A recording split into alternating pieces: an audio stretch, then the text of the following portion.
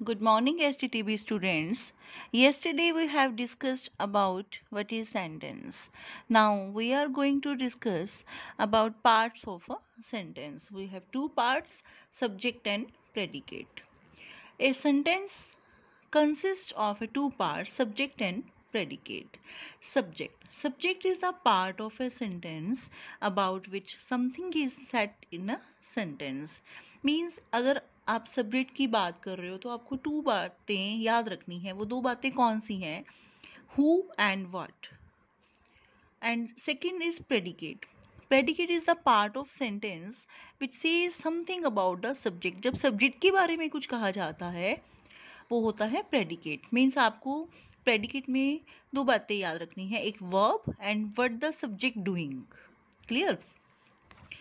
Now read the following sentences where subject is written in italics. इसमें जो italic form में लिखा हुआ है वो आपका सब्जेक्ट है और जो सिंपल लिखा हुआ है वो आपका प्रेडिकेट है. तो सब्जेक्ट और प्रेडिकेट में सब्जेक्ट पहले आता है, लेकिन कुछ सेंटेंसेस में सब्जेक्ट बाद में भी आता है, जैसे हम अब डिस्कस करेंगे. The witch added many portions to her boiling stew. इसमें द विच क्या है? सब्जेक्ट है. And second, the water level was rising in the river. तो वाटर लेवल जो है इसमें सब्जेक्ट है और बाकी सारा प्रेडिकेट है. Deep in the ocean sank the ship. Students इसमें देखिए, deep in the ocean sank the ship. The ship इसमें सब्जेक्ट है, लेकिन हमने सब्जेक्ट इसको बाद में लिखा है. And fourth one, out of the boundary flew the ball. The ball क्या है? यहाँ पे सब्जेक्ट है. सब्जेक्ट क्या होता है? Who and what. Next, now the placement of subject and predicate in these sentences we have already discussed about it. Clear? Now verb is the part of a predicate. अभी हमने बोला predicate is the verb and what's the subject doing. तो यहीं पे उसने repeat किया है, the verb is the part of a predicate. अब कुछ imperative sentences होते हैं, उसमें हमें subject की लिखने की जरूरत नहीं होती. like this, take your shoes off. इसमें वो यही कह रहा है, you take your shoes of.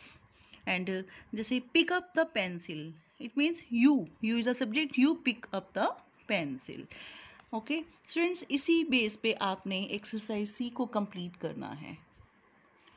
Now next topic is type of sentences. Next type of sentence, we have a 4 type of sentence. First, assertive sentences, interrogative sentences, second, third, imperative sentences, for exclamatory sentences. Simple statements को हम assertive या declarative sentences कहते हैं. Second, question mark, जहाँ आपको question mark लगे, आपको question mark की जरूरत हो, वैसे जो सेंटेंस होते हैं उनको इंटेरोगेटिव, जहाँ क्वेश्चन पूछा जाए. इम्पेरेटिव, जिसमें हमने कोई कमांड या फिर रिक्वेस्ट करनी है या कोई एडवाइस देनी है, उसमें हम इम्पेरेटिव सेंटेंसेस का यूज़ करते हैं. नेक्स्ट है एक्सक्लेमेटरी, जिसमें आप अपने इमोशंस को शो करते हो. एक्सक्लेमेटरी सेंटेंसेस के बारे में बताते हैं. Now assertive sentences. Assertive sentences makes a statement ends with a full stop. There are two types of assertive sentences. I already told you assertive is a simple sentences. Like I like sitting out and watching the stars at night. तो मैं बाहर बैठना पसंद करता हूँ और stars को देखना पसंद करता हूँ. रात में स्टार्स को देखना अच्छा लगता है मुझे. तो ये क्या है? पॉजिटिव और अफर्मेटिव सेंटेंसेस.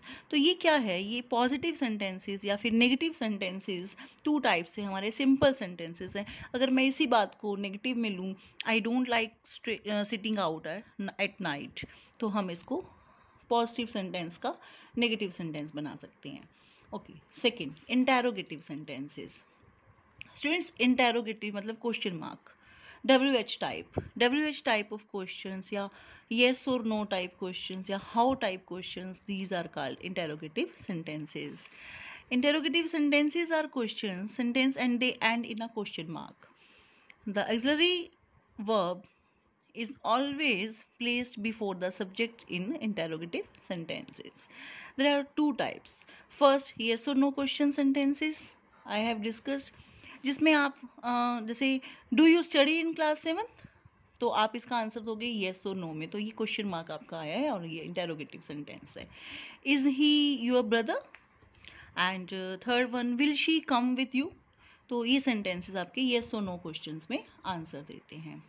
और नेक्स्ट है WH क्वेश्चंस। WH जो क्वेश्चंस हैं means these can't answer in yes और no, statement is needed to answer these questions. WH question sentence begin with question words like when, where, इसीलिए हम इसको WH कहते हैं। जैसे WH family start from WH, when, where, who, what and how is another, or why, WH why. As most of the questions were begin with WH, these question sentences are called WH questions. Examples are, which class do you study in? तो student ये WH से start है और question mark है, interrogative sentences है। Who is he, what does he want, इस तरह के जो सेंटेंसेस हैं वो आपके इंटेरोगेटिव सेंटेंसेस है। Next, correct use of interrogative pronoun. Pronouns, use of who, whose and whom. Students, who is used as a subject and whom is used as a object, like this. Who gave you these books? इसमें subject क्या है? Who and object क्या है? You. Whom are you giving these books? इसमें subject क्या है? You and object बन गया हमारा whom. तो ये हमारा इनफॉर्मल इंग्लिश में यूज़ होता है, कॉमन यूज़ है। Who in the place of whom हम कई बार यूज़ कर लेते हैं। For example, who has sent this note? Whom will you offer this cake? Whose house is this? Okay, next one, use of what and which. Interrogative pronouns में ये what and विच जो है दोनों पर्सन के लिए भी यूज़ हो सकता है और थिंग्स के लिए भी यूज़ हो सकते हैं। जैसे what have you cooked for a dinner, तो इसके लिए वट यहाँ एज अ थिंग यूज हो रहा है कि I have cooked dal and rice for dinner. What she is in your school? She is a support teacher in in our school. And next one, which is your car, ये thing के लिए use हो रहा है। Which one of these ladies will show us the way, तो ये person के लिए यूज़ हो रहा है। तो स्टूडेंट्स, आपने ये सेंटेंसेस को सुटेबल क्वेश्चन मार्क जो लगे हुए हैं आपने प्रॉपर इसको लिखना है। Clear?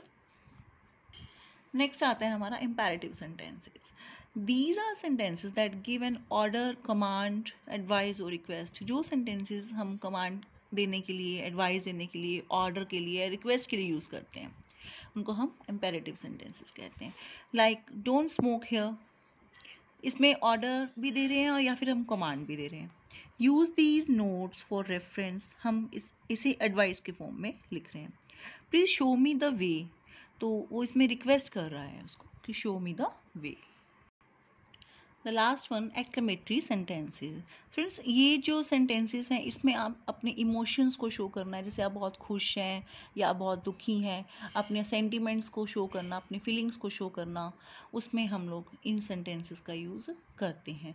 Like how lovely she looks, what A dinghy room it is.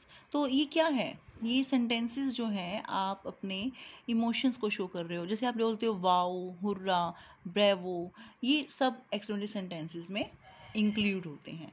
तो स्टूडेंट्स, आपने इन सेंटेंसेस को प्रॉपरली रीड करना है और इनके मीनिंग को समझना है। Thank you so much, have a nice day.